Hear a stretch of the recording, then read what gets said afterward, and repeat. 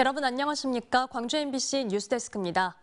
신학기 이사철을 맞았는데도 아파트 등 주택 거래가 뜸하는 등 부동산 경기 침체가 길어지고 있습니다.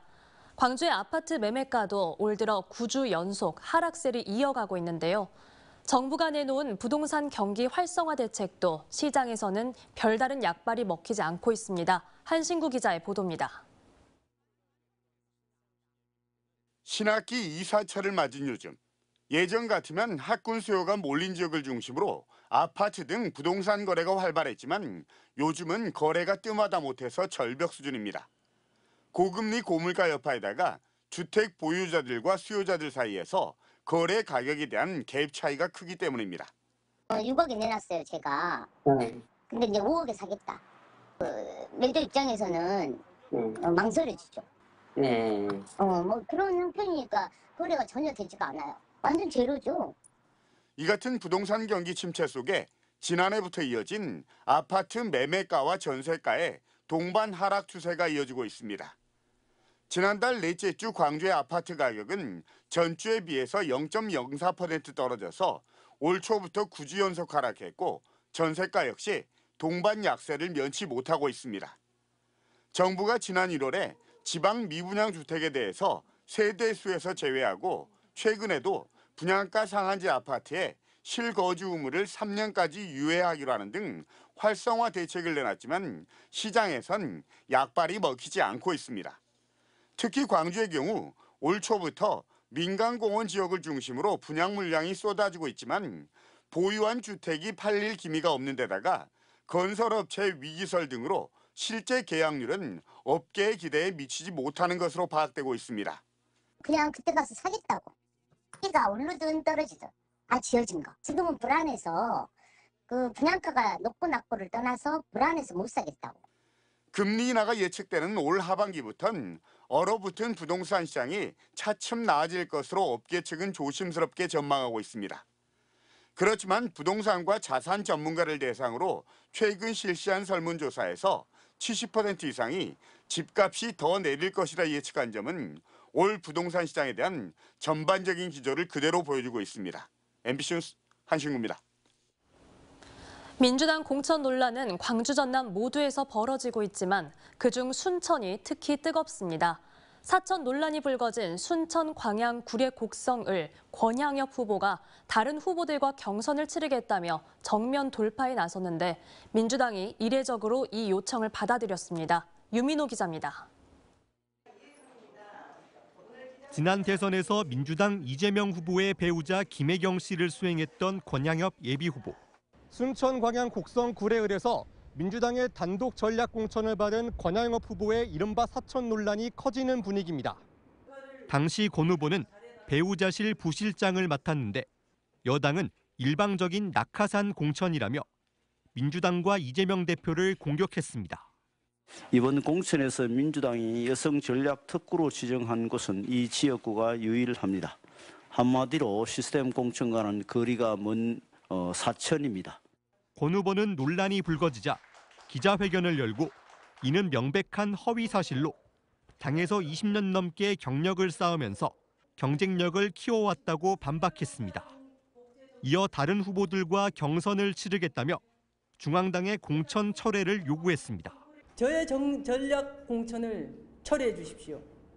저 더불어민주당 이곳 전남, 순천, 광양, 곡성, 구례, 을 지역에서 당당히 경선으로 이기겠습니다. 이에 민주당은 긴급 최고위원회를 열어 권 후보의 요청을 받아들이고 현역인 서동영 의원과 2인 경선을 치르는 것을 확정했습니다. 한편 순천에서는 공천 배제의 파장이 계속되고 있습니다. 경선 명단에 들지 못한 신성식 예비후보는 컷오프 이후 첫 공개석상에서 총선 출마를 포기한 소병철 의원을 강하게 비판했습니다. 소 의원이 경선에 앞서 보인 모습이 순천을 분열시키고 혼란에 빠뜨렸다는 겁니다. 자신의 1호 공약인 순천 선거구 분구도 시키지 못했습니다. 누더기가 된 선거구 누구의 책임입니까? 재심 청구도 받아들여지지 않은 신 후보는 무소속 출마 등을 묻는 말에 시간을 두고 지켜보겠다며 말을 아꼈습니다. MBC 뉴스 유민호입니다. 총선을 한 달여 앞두고 확산되고 있는 공천 내홍에 더불어민주당에 대한 호남 지역 민심이 흔들리고 있습니다. 무소속과 제3지대, 이른바 신당들이 호남에서 더불어민주당의 대안이 될지 주목되고 있는데요. 찻잔 속 태풍이 될지 미풍에 그칠지 지켜봐야겠습니다. 김양훈 기자가 보도합니다. 납득할 수 없는 컷오프, 경선 심사 과정의 고무줄 잣대, 호남에서 더불어민주당의 공천 잡음이 잇따라 터져나오면서 호남 민심이 요동치고 있습니다. 실제로 한국갤럽이 자체적으로 실시한 2월 다섯째 주 여론조사 결과 호남 지역 민주당 지지율은 53%로 일주일 전보다 14%포인트 하락한 것으로 나타났습니다. 민주당에서 경선 기회조차 잡지 못한 예비 후보들의 반발과 탈당도 현실화되고 있습니다. 특혜 공천으로 얼룩진 민주당의 시스템 공천으로는 무도한 검찰 정권을 막아설 수 없다는 국민들의 걱정이 켜켜이 쌓여가고, 이런 가운데 제3지대 신당을 창당한 이낙연 전 민주당 대표가 광주 출마를 공식화하는 등 광주 전남 선거구도의 지각 변동을 예고하고 있습니다. 이 전 대표는 윤석열 정권과 민주당을 모두 심판하는 새로운 정치 세력으로서 평가받겠다고 밝혔습니다. 이렇게 심한 공천 파동을 겪으면서 총선에서 승리한 정당은 이제까지 없었습니다. 총선에서 참패하면 정권 교체도 어렵습니다. 하지만 영입에 기대를 걸었던 임종석 전 청와대 비서실장이 민주당 자료를 택하면서 이낙연 새로운 미래 공동대표의 총선 구상에 차질이 불가피해졌습니다. 이런 가운데 호남의 지지를 끌어갈 수 있는 더불어민주당 대안으로 조국 신당 바람이 얼마나 불지도 주목해볼 필요가 있습니다. 호남은 더불어민주당 공천을 받으면 곧 당선이란 말이 통용되어 왔습니다. 민주당 경선이 본선보다 더욱 치열하고 뜨거울 수밖에 없는 이유입니다. 그만큼 투명하고 공정함이 중요하지만 이번 더불어민주당 공천 과정을 보면 지역민들의 기대에 못 미치고 있습니다. 더불어민주당에 대한 실망감에 지역민들은 새로운 선택지를 고민하고 있지만 신당은 아직 민주당 공천 파동에 반사 효과를 얻지 못하고 있는 상황. 각 정당들이 호남 지역민들의 마음을 어떻게 사로잡을 것인지 이제 총선까지는 한 달여밖에 남지 않았습니다. MBC 뉴스 김양훈입니다. 복잡한 민주당 공천과 달리 여당인 국민의힘은 광주 전남 지역 공천 작업을 일찌감치 마무리하는 모양새입니다. 광주 전남 18개 모든 선거구에서 후보를 내고 이 가운데 광주와 전남에서 각각 지역구 국회의원 1명씩을 당선시키겠다는 게 목표입니다. 김영찬 기자가 보도합니다. 40 총선 광주에 출마하는 국민의힘 8명의 후보들이 국립 5.18 민주묘지를 참배했습니다. 5월 정신이 특정 세력이나 정당의 존유물이 아닌 보편적 가치로 존중되도록 하겠다며 1호 공약으로 5.18 정신의 헌법 전문 수록을 약속했습니다. 군공항 소음 피해 보상 지원 확대, 무등산 케이블카 설치 등 광주 발전에 의지가 있는 힘 있는 집권 여당에 힘을 실어달라고 호소했습니다. 오직 광주 발전만을 위해서 나서셨습니다. 혹자는 한석 이상이라고 하는데요. 그 이상의 성과도 가능하다. 국민의힘은 이번 총선에 동남갑 강영구, 동남을 박은식, 서구을 김윤, 서구갑 하원식, 북구갑 김정명, 북구을 양종화, 광산갑 김정현, 광산을 안태욱 등 광주 모든 선거구에 후보를 공천했습니다. 광주의 모든 선거구에서 후보를 낸 것은 이명박 정권 출범 직후 치러진 지난 18대 총선 이후 16년 만입니다. 전남에서도 10개 선거구 가운데 8곳에서 국민의힘 후보가 총선에 나섰습니다. 목포 윤선웅 요수시갑 박종수, 순천 광양 곡성 구례갑 김영석, 순천 광양 곡성 구례을 이정현, 나주 화순 김종훈, 고흥 보성 장흥 강진 김영주, 해남 완도 진도 곽봉근, 영암 무안 신안 황두남 등으로 나머지 2곳도 조만간 발표될 예정입니다. 전남에서는 지난 19대 재보궐선거와 20대 총선에서 국민의힘 전신인 새누리당 소속의 이정현 의원이 재선한 바 있습니다. 국민의힘은 광주 전남 지역구 국회의원 당선이 목표입니다. 전남 한석, 광주 한석, 전북 한석 전략적으로 좀 우리 국민의힘에 밀어주시면은 그게 나중에 지역 발전이라든가 이런 데 상당히 도움이 되지 않을까 싶습니다. 비례대표 후보 상위 25%의 호남 인사를 배치하겠다는 당규도 국민의힘 호남 국회의원 탄생 전망을 키우고 있습니다. 지난 대통령 선거에서 호남 민심을 파고들었던 국민의힘이 이번 총선에서도 영향력을 발휘할 수 있을지 관심이 쏠리고 있습니다. MBC 뉴스 김영창입니다. 아동학대 혐의로 한때 위기가정으로 분류됐던 7남매 가정이 새 보금자리를 갖게 됐습니다. 지자체와 아동복지 전문기관 그리고 주민들이 함께 힘을 모아 이 가정에게 희망을 선물했습니다. 송정근 기자가 현장을 다녀왔습니다. 보성의 한 주택 이곳저곳에 금이가 있고 무너지지 말라고 설치한 H빔은 녹슬어 있습니다. 집안 방바닥은 깨져 있고 벽에는 곰팡이와 거미줄이 어지럽게 퍼져 있습니다. 주거 환경이 좋지 못해 주민들에게 아동학대 혐의로 신고당한 보성의 한 7남매 가정집 모습입니다. 이 위기에 7남매 가정에 새 보금자리가 마련됐습니다. 초록우산 어린이재단이 시민들 기부금 1억 5천만 원을 투입해 방 5개, 화장실 2개를 갖춘 100제곱미터의 집을 지어주기로 한 겁니다. 특히 이 집은 화장실과 방이 많으면 좋겠다는 아이들의 의견을 반영해 지어졌습니다. 뿔뿔이 흩어질 처지에 있던 가족들이 함께 살게 된 것만큼이나 좋은 것은 안전하게 지낼 집이 생겼다는 사실입니다. 옛날 집은 가공하면 소리가 나갖고 불안해서 기초를 잘못해갖고 벽이 금이 싹 갔거든. 주로 농업에 종사하던 한 씨의 가정 형편을 알고 있던 보성군 공무원이 초록우산 어린이재단에 도움을 요청했고 주민들의 설계 재능 기부 등이 이어지면서 일사천리로 집짓기가 진행됐습니다.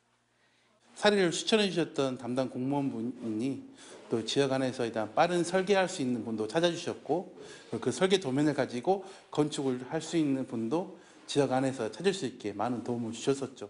이렇게 마련된 새 집은 주민들의 따뜻한 선물로 채워졌습니다. 보성군은 냉장고를, 인근에 있는 절에 주지 스님은 에어컨을, 한 씨의 친구들은 피아노를 선물해줬습니다. 모두가 다 하나가 돼서 이렇게 마음을 합쳤기 때문에 누구 한 사람의 개인이 아니라 많은 사람이 힘으로 했기 때문에 어떻게 보면 더 살아가는 데 힘이 될 거예요. 한때 9명의 가족이 분리조치될 만큼 상황이 좋지 않았던 7남매 가정에 주민들의 따뜻한 관심과 도움이 한 움큼씩 보태지면서 위기 가정은 용기와 희망을 갖고 새 출발을 다짐합니다. 7남매 가족 사랑하고 환영합니다. 환영합니다. MBC 뉴스 송정근입니다. 섬을 떠나는 인구가 늘면서 섬 지역 곳곳에서 학교가 사라지고 있습니다. 신안군 홍도 분교도 올해 폐교될 위기에 처했지만 자치단체와 교육청, 주민들이 협력해 신입생과 전학생을 받아 뜻깊은 입학식을 가졌습니다. 김윤 기자가 취재했습니다. 목포에서 쾌속선을 타고 2시간 반을 달려야 갈 수 있는 신안군 홍도. 육지에서 120km가량 떨어진 이곳 홍도 분교에서는 올해 뜻깊은 입학식이 열렸습니다. 신입생 1명과 전학생 5명 등 모두 6명이 새로 들어와 입학식이 마련됐기 때문입니다. 2024학년도 신입생 입학을 허가합니다. 입학식장에는 홍도 주민 대부분이 참석해 새로 입학한 아이들과 부모들에게 격려금과 선물을 건네며 함께 기뻐했습니다. 홍도 마을로서는 너무나 큰 경사라고 생각합니다. 주민들이 너무 좋아라고 합니다. 지난해 폐교 위기에 처했던 홍도 분교가 올해 신입생과 전학생을 받을 수 있었던 것은 홍도 주민들과 신안군의 눈물겨운 노력 덕분입니다. 신안군은 지난해 10월 초등학생 자녀를 데리고 이주하는 가족에게 일자리와 햇빛 아동수당을 지급하고 주택을 지원하겠다며 대상자를 모집했습니다. 전국에서 100여 건이 넘는 문의가 이어졌고 80세대가 접수해 홍도를 방문하고 설명회를 통해 최종 3세대가 전입하기로 마음을 굳혔습니다. 폐교가 예정되는 학교들에 대해서 홍도 모델을 적용을 해서 저희들이 해나갈 계획을 갖고 있어서 특히 입학식에서는 홍도초 8회 졸업생들이 기증한 학교 종이 학교를 떠난 지 65년 만에 되돌아와 타종식도 열렸습니다. 아주 좋습니다. 아주 정말 기분 좋고요. 제 생애 아주 작은 일이지만은 굉장히 보람된 일이라고 생각이 됩니다. 홍도 주민들은 우여곡절 끝에 되돌아온 학교 종이 계속 울릴 수 있기를 기원하며 2024년 새 학기를 시작하고 있습니다. MBC 뉴스 김윤입니다.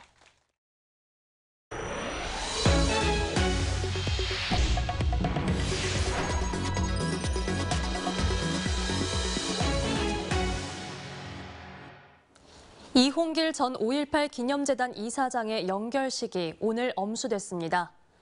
이홍길 교수 민주사회장 장례위에 따르면 오늘 오전 10시 5.18 민주광장에서 열린 연결식에 5월 단체 관계자와 유족, 시민 등 100여 명이 참석해 고인의 마지막 길을 배웅했습니다. 이 전 이사장은 4.19 혁명 시위 등 각종 민주화 운동에 주도적으로 참여했으며 5.18 당시에는 전남도청 수습위원으로 활동하는 등 항쟁 지도부를 지원하다 옥고를 치렀습니다. 광주 지역 초중 고교생의 인공지능 교육과 체험을 제공할 광주 인공지능교육원이 2026년 개관을 목표로 오늘 착공했습니다. 자유학년제, 고교학점제 등과 연계한 광주형 인공지능 교육과정을 개발하게 될 인공지능교육원에는 체험 활동은 물론 전문 연구와 자율주행과 같은 실험 공간도 마련됩니다. 오는 9월 개막하는 30주년 기념 광주 비엔날레는 판소리를 매개로 영화를 보듯 감상하는 전시로 꾸며집니다. 세계적 명성의 니콜라 브리오를 예술감독으로 선임한 광주시는 역대 최대 규모인 151억 원을 투입해 30여 개 국가의 파빌리온을 초청하고 다채로운 현대미술 작품을 전시해 광주 전역을 세계미술축제의 현장으로 탈바꿈한다는 구상입니다. 이를 위해 다음 달 베니스 비엔날레에 참가해 광주 비엔날레 예고편격인 비디오 에세이 영상을 공개합니다. 언제 어디서나 내 손 안의 뉴스. 광주 MBC 뉴스 유튜브 구독으로 함께하세요.